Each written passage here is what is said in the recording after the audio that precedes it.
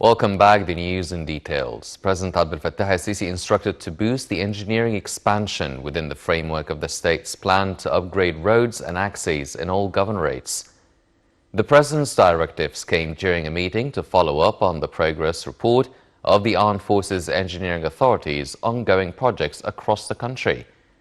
The meeting reviewed measures taken to upgrade the Al-Bayt shrines, where President al-Sisi ordered to finalize the renovation work in an integrated form and in harmony with their historical and significant characteristics. The head of state was also briefed on the ongoing projects of roads and axes sector nationwide, especially in the new administrative capital.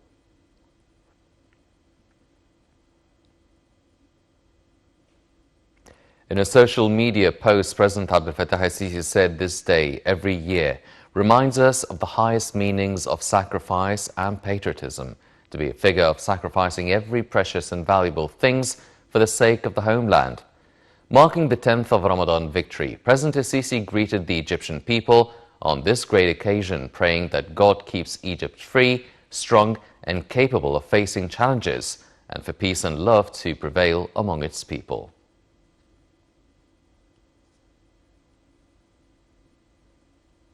First Lady Intisar al-Sisi also greeted the Egyptian people marking the 10th of Ramadan occasion, saying it is an epic of defending the nation and liberating the lands. She said this day will be always a symbol of pride and dignity, written in the heart of history with the victory that the armed forces have achieved, which will always be an inspiring lesson that reflects the ingenuity of the armed forces.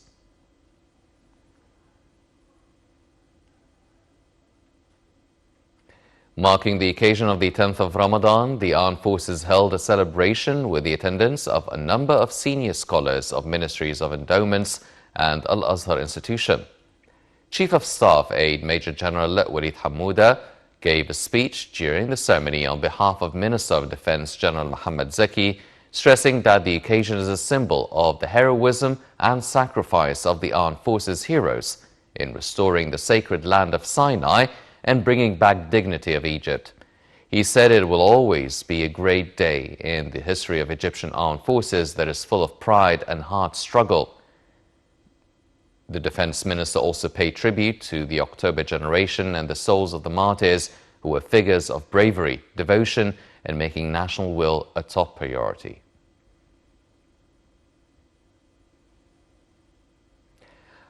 Grand Imam of Al-Azhar, Dr. Ahmed al-Tayyib, also extended the greetings on the 49th anniversary of Ramadan October victory to President al-Sisi, the Supreme Commander of the Armed Forces, and to the Defense Minister, General Mohammad Zaki, as well as the Armed Forces personnel and the Egyptian people.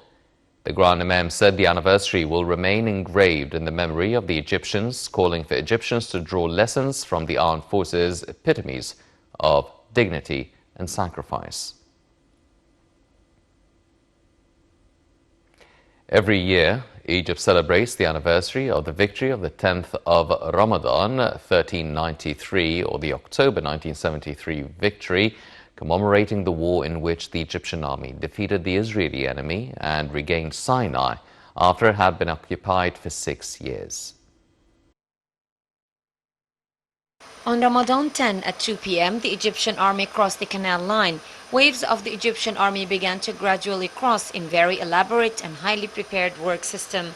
It surprised everyone at the time. At exactly 2 p.m. in Ramadan the 10th, 1973, more than 200 Egyptian warplanes carried out an airstrike on Israeli targets in the eastern bank of the canal. The planes flew at extremely low altitudes to dodge the Israeli radars. The warplanes targeted airports, command centers, radar stations, electronic obstruction, air defense batteries, personnel concentrations, armored vehicles, tanks, artillery, strong points in the Bar-Lev line, oil refinery, and ammunition stores. 5 minutes after the planes crossed, Egyptian artillery began bombing fortifications and Israeli targets east of the canal, intensively in preparation for the infantry crossing, while the elements of the Engineers Corps and Thunderbolt infiltrated the eastern shore of the canal to close the tubes that transport the burning liquid to the surface of the channel. At approximately 2:20 p.m., the artillery with the high traffic line stopped shelling the front line of the Barlave wall and moved its fire to the depth where the second line positions. The artillery with a flat line of passage directly hit the positions of the Barlave line to secure the passage of the infantry from its fire. Then 2,000 officers and 30,000 soldiers from 5 infantry divisions crossed the canal. They kept 5 bridge heads, and the engineers' corps continued to open holes in the berm to complete the passage of tanks and ground vehicles. The October War, the 10th of Ramadan victory, was a turning point in the course of the Arab-Israeli conflict. Among the most prominent features of the October War is the emergence of the competent Arab fighter who is able to make modern and sophisticated weapons work in his favor.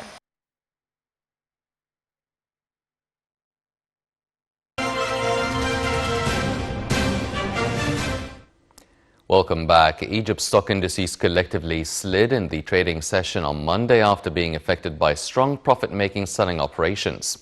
The benchmark EGX 30 index slid by 1.55%.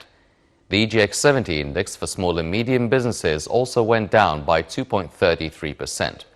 And the broader EGX 100 index declined by 2.19%.